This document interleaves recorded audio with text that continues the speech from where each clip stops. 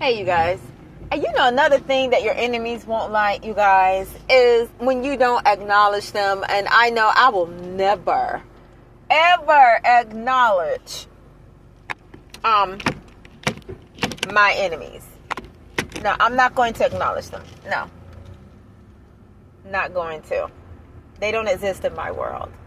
And so, you know, and another thing, even like with you guys, is the only thing your enemies can do a lot of times is get on social media and scream at the screen and rant and rage and cuss and probably punch walls and just go crazy.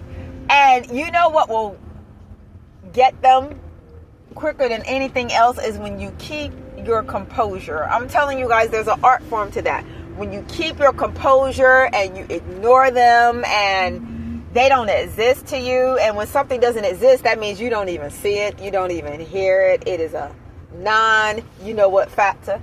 And, you know, oh my God, I mean, for real. So that's how you do it, you guys. You just, hey, whatever you're doing, if it's working for you, I would greatly encourage you to continue to do it. And just let them be on their end of the town or city or world or wherever those dummies are, and just let them do what they do. You know, you don't have to acknowledge them, and, you know, you just continue to do you.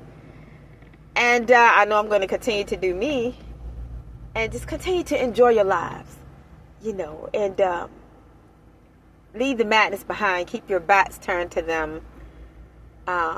Just keep your backs turned to them. Literally, I would just turn my backs to them. I'm the queen of giving somebody something to kiss. I mean, trust me, I'm the queen, the master of it. I mean, there is no other queen to that. I'm not boasting, y'all. I'm just tripping out. But yeah, oh my God, you talking about the queen of ignore you. I was that. And I tell you, I've had people, they were so mad. I've had people literally almost jump in front of my face trying to get my attention. Like, they would, like, when I walked by, they would literally be staring at me in my face, kind of raising up towards me, saying things. And I literally kept looking straight ahead. And it would make them so angry, and they couldn't stand it. And I think even somebody had said something about how, I don't know if they said how, it is, I don't think they said it like how well I ignored people, but I'm the queen of ignore you. Because I'm the type of chick, when you don't exist, you just don't exist in my world. That's just the way it is. You know, I acknowledge who I want to acknowledge, and whoever I feel I don't want to acknowledge, they won't get acknowledged. And that's just the way it is. You have to guard your energy. You have to guard the energy of your eyes. You have to guard the energy of your ears. You have to guard the energy of your mind, the energy of your emotions. And by that, I mean, you know, when you lock eyes with people, that's an energy exchange there. You know how some people, if it's like you can't look at them in their eyes. You go to certain cities or whatever, and you can't look at the person in the eye because they'll see you as a threat, because they've already had this idea that you are an enemy, although you may not be. But there's an energy to eyesight, you know, and it's kind of like a unspoken communication, as many of you, I'm sure, know. And even what you hear, it's an energy coming in. That's why you got to guard your eye gate, guard your ear gate. So when you've got like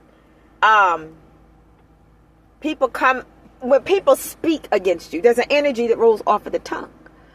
But when you don't receive that energy, it has to return back to sender. That's why I really would like to encourage, I'll just say this. I will encourage you to guard the energy of your eyes, what you look at. Not just as it pertains to righteousness, but as it pertains to just not looking at people that you just don't like. Because I feel like I would have to ask without requiring an answer. Why would you want the energy of their imagery in your mind? When I don't like somebody, I don't even want to know what they look like. I don't want to be sitting somewhere, and you know how your mind sometimes can take on a life of its own, and you can't help but cross your mind, or who cross your mind sometimes, because it's an open highway. The energy of the mind is just that way. Anything it attracts many different things. And sometimes people may cross your mind, but I don't even want the energy of their imagery in the mind of my imagination, or in my thoughts. And there's a Bible scripture. I think it was Paul that was telling people the things to meditate on. Meditate on things that are lovely. And your enemies are not lovely. The things that they say are not lovely. Don't meditate on it. That's the word.